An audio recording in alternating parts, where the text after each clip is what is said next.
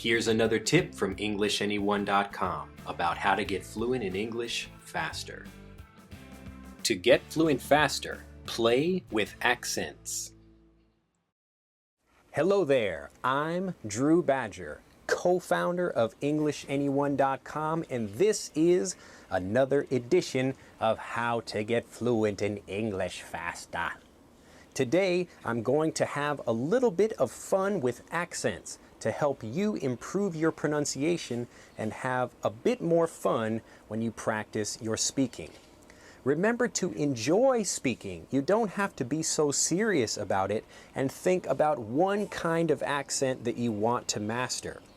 Today, let's go over some different kinds of accents and a little bit of interesting accent training that you can do to improve your accent and your pronunciation if you really want to have a more, a louder voice and a more confident voice and want to be able to speak in English with a more native sounding accent.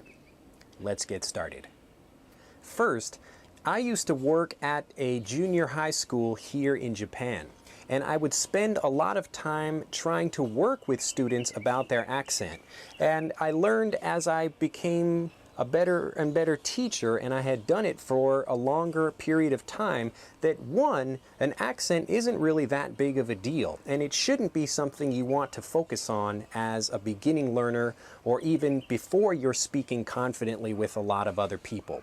Remember, about accents, first you want to get confident speaking. Just practice speaking, and then your accent will continue to improve naturally as you're listening to more native speakers when you're spending time around native speakers.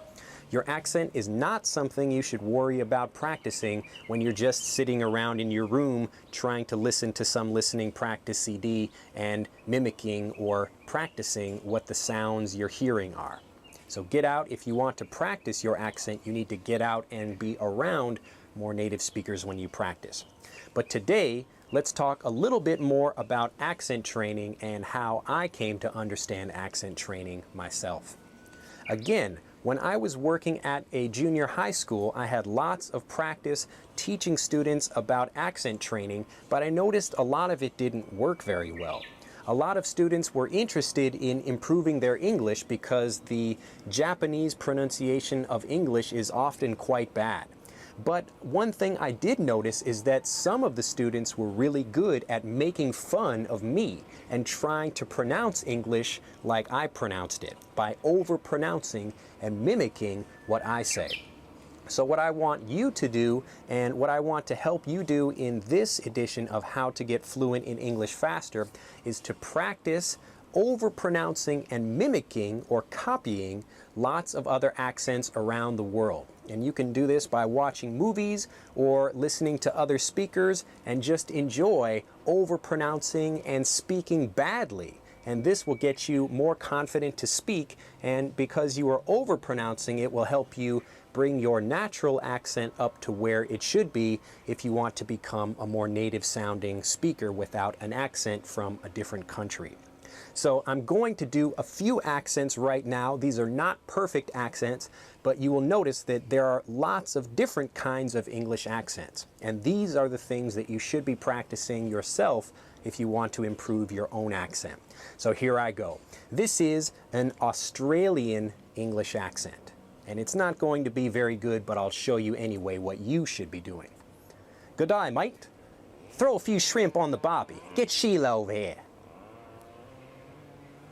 It's not a perfect Australian accent, and my friends who are Australian would probably think that was pretty funny if I was saying that in front of them, but it's something that, because I want to explain to you how to improve your accent, I'm just giving you a little taste of that. Now I'll move over to Britain and give you two different British accents. The first one is the kind of the high street, the more proper English accent. And remember that when you speak, you can even, change the expressions on your face a little bit like this. So you're speaking and maybe you're thinking about the war, and you really can't understand what I'm saying right now, but the important thing is that you not only speak, but use the expressions in your face. Now that was a kind of proper old man speaking English, and he's maybe well-born. And now I'm going to go down to the lower rungs of kind of British pronunciation. This is called a Cockney accent. Again, it won't be very good, but it's fun to try to speak this way. Not because you want to make fun of people, but because it helps you improve your English accent. Here we go. Well, good day, mate. How are you doing today? Well, I was, actually, my Cockney accent sucks. I'm sorry, I can't really do that one very well. But the point is, I tried. And you should think about doing the same thing. Now we'll move over to Canada. Americans love to talk about Canadians because their accent is a little bit different, but because they are so nice, it makes them seem so innocent, and it's more fun to try to copy their accent and try to make them sound the way, we're trying to figure out the way they sound. A Canadian uses lots of things like eh when they speak. Eh, how are you doing, eh? Or maybe something like that. And the Canadian accent, it's very similar to America, but they just use eh a lot. If you want to listen to more Canadian people, you should find some good Canadian speakers of English, and then they will be able to help you with all of your accent training. Now we will come back to America, because even in America, there is not one kind of way to pronounce American English. America is a huge country. It's about the size of China.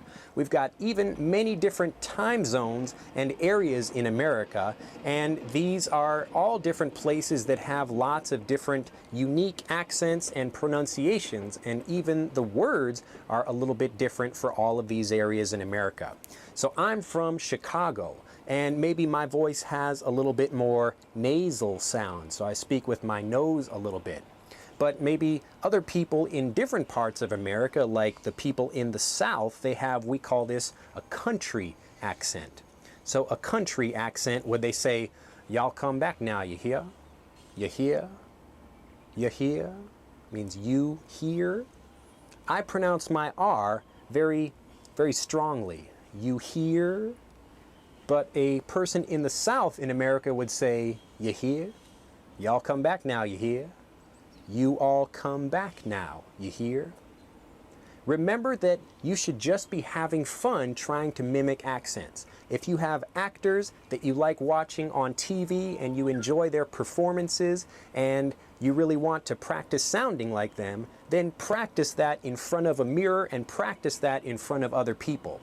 Because you don't want to worry about having just one accent that you can do. Practice lots of different things, and it will help you improve your accent, or at least get you closer to whatever kind of accent you'd like to have, and you'll have more fun speaking.